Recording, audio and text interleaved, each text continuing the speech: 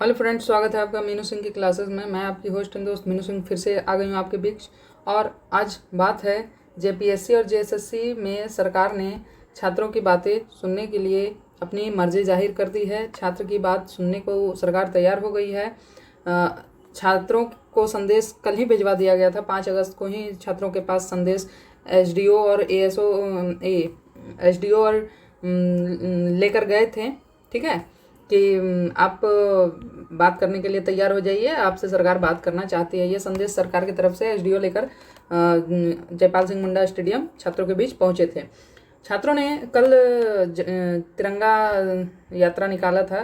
कल उनका अनाउंस हो चुका था कि 5 बजे से तिरंगा यात्रा निकलेगी। सरकार की ये इच्छा थी कि अगर स्टूडेंट ये बात कर लेते हैं तो शायद ये मार्च रुक जाएगी, शायद वो नहीं करेंगे। लेकिन छात्रों ने बोला कि हम सर राष्ट्र के प्रति, तिरंगा के प्रति अपनी भावना व्यक्त करने के लिए ये तिरंगा यात्रा करेंगे। और 5 बजे भारी बारिश के बीच ये तिरंगा यात्रा चली। 500 मीटर लंबी तिरंगा को छात्रों ने उठाकर पूरे जयपाल सिंह मुंडा से लेकर फिरायालाल चौक तक का मार्च किया। ठीक है, अब वो सफल भी रहा। बारिश में बच्चे भींगे भी, लेकिन उन्होंने अपनी तिरंगा के प्रति थी भावना व्यक्त की। ठीक है, ये प्रोटेस्ट जो है वो दिन ब दिन बढ़ते ही जा रहा है। छात्रों की संख्या बढ़ती जा रही है, छात्र इससे सम्मिलित होते जा रहे हैं। इसलिए सरकार ने ये बीच में वार्ता करने की बात कही। उससे पहले का घटनाक्रम मैं बता दूं कि सरकार मीडिया से या अपनी मंत्रिमंडल बनाने से पहले राज्यपाल को इस बात की संज्ञान दिए थे। राज्यपाल से जाकर मिले थे। ठीक है, राज्यपाल से उनकी मुलाकात हुई, उसके बाद ही वो इस बात का संज्ञान कमेटी वगैरह बनाने की तैयारी की है। इसमें छात्रों को बताया गया कि आप अपनी सहमति से अपने टीम बनाइए और सीएम जी के पास भेजने का प्रयास कीजिए। कल छात्रों ने ये बात को बोला कि हाँ, हम टीम बनाएंगे। एक्सेप्ट किया, इग्नोर नहीं किया, एक्सेप्ट किया जरूर। लेकिन एक शर्त रखी कि जब हमारी बातचीत होगी तो मीडिया के सामने होगी, बंद दरवाजे के बीच बातचीत नहीं होगी। ठीक है, क्योंकि उसमें ये 1-2 छात्रों की बात नहीं है। यहाँ पे हजारों की संख्या में अब छात्र जुड़ रहे हैं, हजारों की संख्या में छात्र जुड़ रहे हैं। आपको देखने को मिलेगा कि 4 दिन से एक स्टूडेंट जो पीएचडी के लिए, पीएचडी स्कॉलरशिप के लिए वो बैठे हुए हैं, 4 दिन से भूख हड़ताल पर हैं, कुछ खाया पिया नहीं है। और लगातार 40 घंटे से वो बारिश में, मतलब खुली छत के नीचे वो बैठे हुए हैं। वहाँ पर बारिश हो रही है, धूप आ रहा है, रात में मच्छर काट रहे, कुछ भी उनके पास कुछ भी सुविधा नहीं है। वो किसी भी सभी सुविधाओं को बहिष्कृत करके वो खुले आसमान में बैठे हुए हैं। तो सीएम ने बीच में वार्ता करने की बात कही। छात्रों की तरफ से ये डिमांड आया कि हम खुले, मतलब आप खुले मैदान में नहीं आ सकते तो हम मीडिया के सामने बात करेंगे, बंद कमरे में बात नहीं होगी। ठीक है, यहाँ पे बहुत सारे छात्रों का विश्वास जुड़ा हुआ है। ठीक है, अब आज से आप देखोगे कि 6 अगस्त से झारखंड में विधानसभा सत्र चलता है। ठीक है, तो ये सत्र भी आज से शुरू होने वाला है और सरकार को सभी पार्टियां घेरने वाली भी हैं। और एक चीज़ बता दूं कि सरकार के पक्ष के नेता हो या विपक्ष के नेता हो, चाहे वो एनडीए अलायंस हो, चाहे वो बीजेपी हो, चाहे वो जेकेएलएम हो, जो भी पार्टियां हैं, ठीक है, छात्र नेता संगठन है। कल ही आपका एनएसयूआई के अध्यक्ष आए हुए थे, छात्रों से बात किया। उन्होंने बोला कि हम आपकी बात सीएम तक पहुंचाएंगे, वो आपकी मांगे मानेंगे, आपकी मांगे जायज हैं। तो कोई भी हो, सभी छात्र के पक्ष में खड़ा है। कोई भी ये नहीं बोल रहा है कि छात्र ये मांग गलत कर रहे हैं, सभी छात्र के पक्ष में हैं। तो सरकार को भी सभी चीज़ें माननी पड़ेगी। और छात्रों का भी यही डिमांड है कि हमारी हर एक मांग पूरी हो तभी हम बैठेंगे आपके मीटिंग में। हमारी सभी मांगे पूरी होनी चाहिए। यहाँ पे मैं ये भी चीज़ क्लियर करते जाऊँ कि सरकार चुप नहीं बैठी है, सरकार सीआईडी जांच करवा रही है। सीआईडी जांच में डेली कुछ ना कुछ अपडेट मिल रहे हैं। अब तक कई लोगों की गिरफ्तारी हो गई है, जिसमें 3 स्टूडेंट शामिल हैं। 3 स्टूडेंट शामिल है। एक वही सुमन सौरभ, जिसका जेपीएससी में मात्र 48 क्वेश्चंस को आंसर किया गया था और उसका मेंस में रिजल्ट आ गया था, एक वो शामिल है। उसके बाद एक नाम रवि शंकर करके कोई हरियाणा का व्यक्ति है, जो जेपीएससी में बाकायदा रैंक 14th ला चुके हैं, वो 11 to 13 जेपीएससी से रिलेटेड हैं, ठीक है। और उनके बारे में बताया जा रहा है कि वो हरियाणा में वांटेड हैं, उनके ऊपर 25,000 का इनामी राशि भी है, ऐसा मीडिया द्वारा मालूम चल रहा है।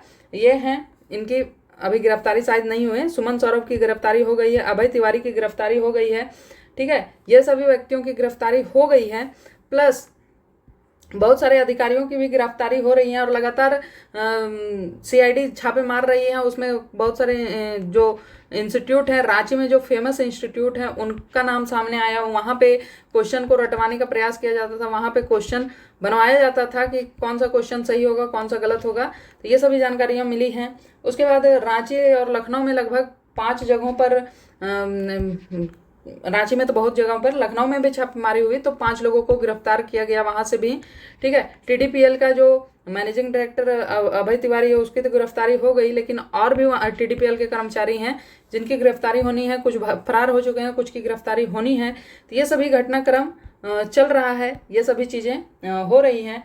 उसमें आपको मैंने बताया कि राज्यपाल को इन्फॉर्म किए थे। यहाँ पे एक सबसे बड़ा मुद्दा ये है कि चलिए ठीक है, ये सब चीज़ तो हो रहा है, लेकिन पारदर्शिता कैसे संभव हो, जेपीएससी का अध्यक्ष कैसे नियुक्त किया जाए, ठीक है। ये जेपीएससी क्योंकि संवैधानिक संस्था है, इसका यहाँ पे अगर आपकी गड़बड़ियाँ हो रही है तो मतलब कि आपका राज्य में जो दिमाग हैं वो पूरे अंदर तक घुस चुके हैं, अब कुछ बचने देने वाले नहीं हैं।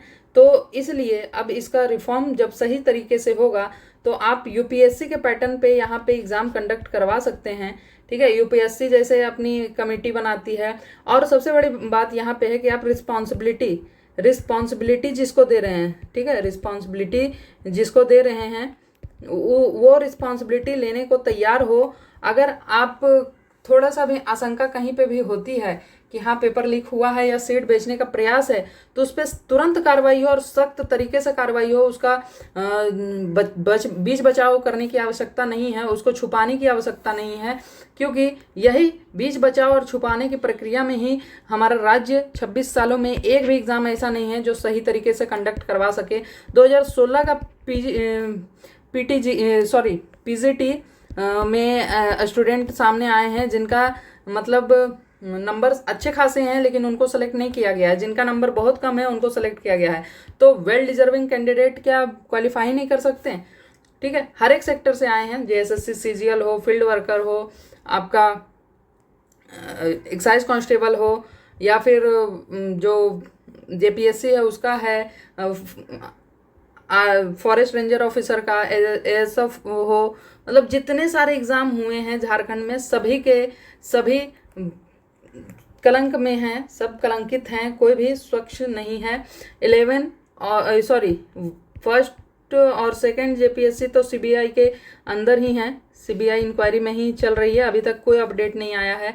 सीजीएल का भी बताया जाता है कि इसका लास्ट सबमिशन था, लेकिन उसका भी अभी तक कोई रिपोर्ट सबमिट नहीं किया गया।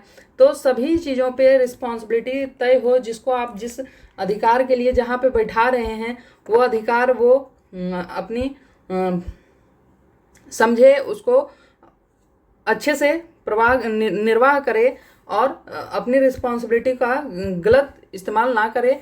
कोई भी ऐसा व्यक्ति को ना चुना जाए जिसको मंत्री विधायक के द्वारा सहयोग किया जाए, जो जेन्युइन कैंडिडेट है उसी को चुना जाए। ये चीज़ों की बाध्यता आपको रखनी पड़ेगी, ये चीज़ों को आपको सही तरीके से अप्लाई करना पड़ेगा, तभी संभव है कि यहाँ पर झारखंड का भविष्य बदलेगा।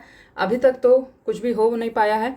चलिए, इस पे जो भी अपडेट आएगा वो आपको बताया जाएगा। आप लोगों की क्या राय है आप कमेंट बॉक्स में कमेंट करके बता सकते हैं, ठीक है। चलिए मिलते हैं नेक्स्ट वीडियो में, तब तक के लिए जय हिंद।